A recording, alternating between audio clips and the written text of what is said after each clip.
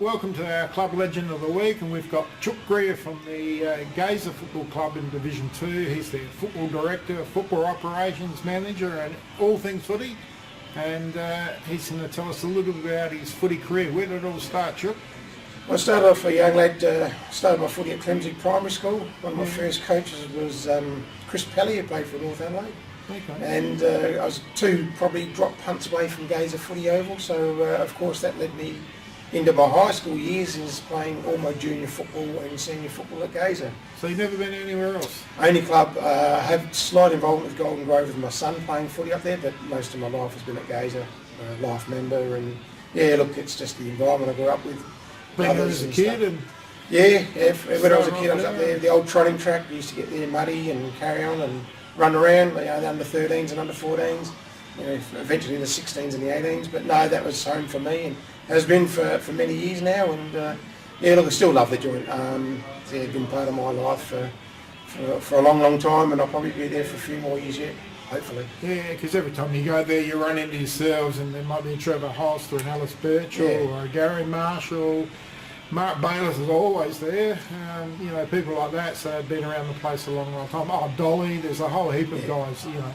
There's no doubt. I mean, there's a lot of people that you probably could put in that legendary status. I mean, you know, Alice Birch was our vice president, coached me when I was a kid. I played a couple of C grade games when I was very young, at the latter stages of our president Gary Marshall. So, and Holsty, I think I played a couple of games with Holsty, but those guys have been around for a long time. They give the club much stability, which is fantastic, and that's what you need. Good leadership, you know, good management, and that's probably why we've been such a strong club for many years.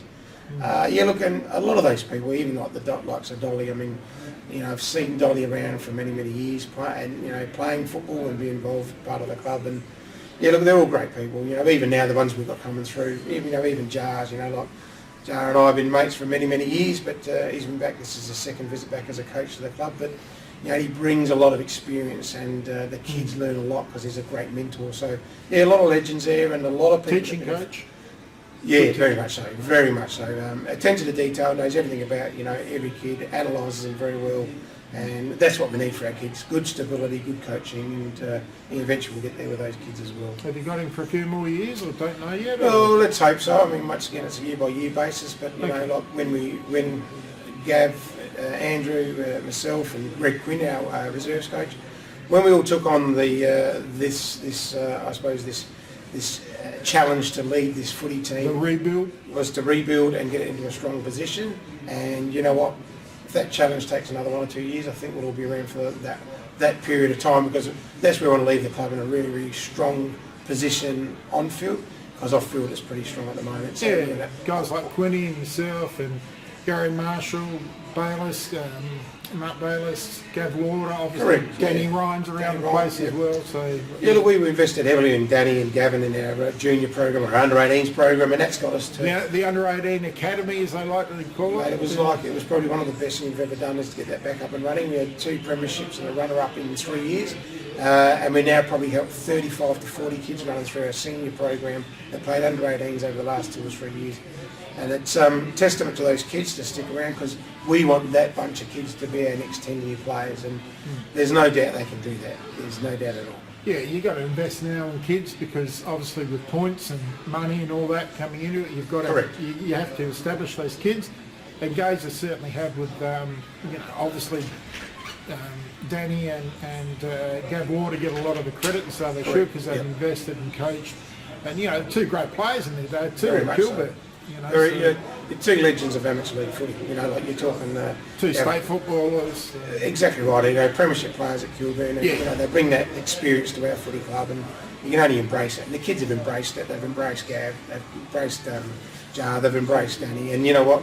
When you see their kids playing there as well, like my son plays there, you say, how good is it to see our kids, the next generation, coming through and playing footy at Gaza? Yeah, well, Danny's lads playing there with Jackson, and then there's Braden playing there in the A's as well. Correct. And, yeah, my son's playing there as well. So yeah. we enjoy the fact that we can see our kids running around and doing what we used to do, you know, a couple of years ago. I won't say how many, but a couple of years ago. So, no, it's really enjoyable. It's great to be around, and no, it's good stuff. And have you delved into the coaching at all?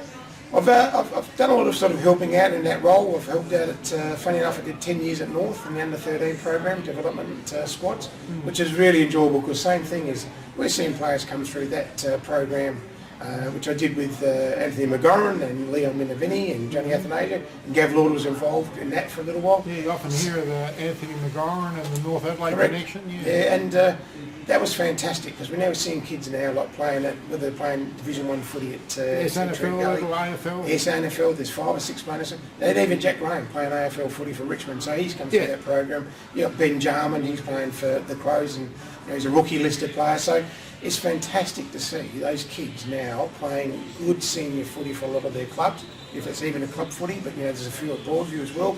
And you sit back and say, yeah, that's really pleasing. You got a couple of kids now, like Connor Rosie played a debut for North Adelaide 2 weeks ago. Yeah, he came through the program. So we sort of sit back and look at that and go, there's a bit of satisfaction to know from the under. Oh, you're right. You're 100% right. I think, if you've done a little bit of coaching or something and you see one of the lads go on and play AFL or SNFL or something like that, you get, even if you only had 1 millimetre of influence, that you feel that, it's just nice to know.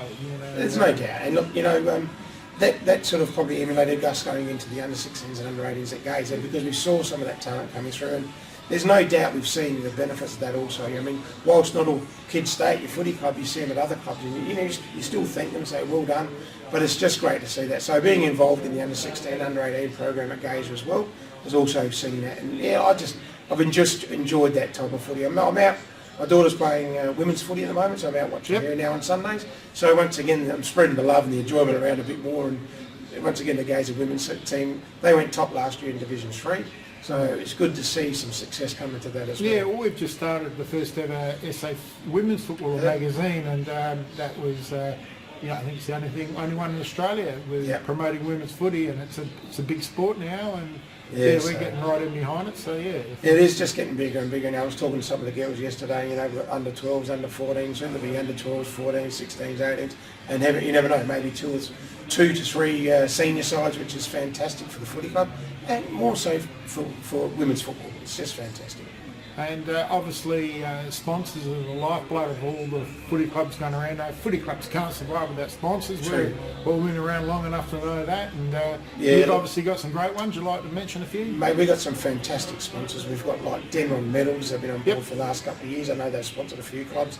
We've got Castle Motors. Don Rosella, been a fantastic supporter for our footy club and his signage around the scoreboard and whatnot. Of course, the brewery, West End, what would you do without their input? Well, they've been fantastic as well, and there's a lot of, like Rachel Laurie from LJ Hooker. Great support from Rachel. She does she sponsors a lot of clubs, but her input is fantastic. She's tied up with our women's team as well. Her kids are playing footy at Gaza. But she's a fantastic sponsor. Oh, she is. She's a great. She's great. I know she sponsors Adelaide United, also Port Adelaide Footy Club. So her input is fantastic in terms of sponsorship dollars. So they're the lifeblood of our footy club, and just can't go without having that support.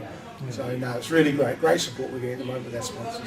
Great, thank you very much, and to everyone out there, get out and support some of the supporters and the sponsors of the Gaza Footy Club, because they're the lifeblood of that club and every other footy club. So get out there. Excellent. Thank you very much, Chook.